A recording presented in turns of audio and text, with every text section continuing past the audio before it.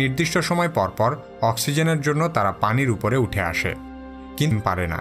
তারা সরাসরি বাচ্চা জন্ম দেয় এবং তিমির বাছুর মায়ের দুধ পান করে।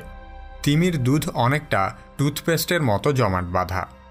পৃথিবীর সবচেয়ে বড় নবজাতক নীল তিমির বাচ্চা প্রতিদিন প্রায় 500 লিটারেরও বেশি দুধ পান করে এবং প্রথম কয়েক মাসে তাদের ওজন প্রতিদিন প্রায় 45 কেজি করে বৃদ্ধি পায়। তিমির বাচ্চা পরিচর্যার সময়টা অনেক দীর্ঘ হয়।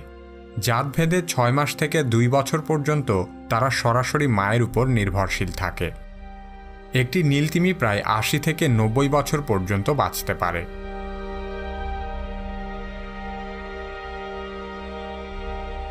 পৃথিবীর সবচেয়ে বড় প্রাণী নীল তিমির দৈর্ঘ্য প্রায় 100 ফুট এবং এদের ওজন 200 টন বা প্রায় 2 লক্ষ কেজি। শুধু বর্তমান সময়েই নয়, অতীতেও নীল তিমির চেয়ে বড় কোনো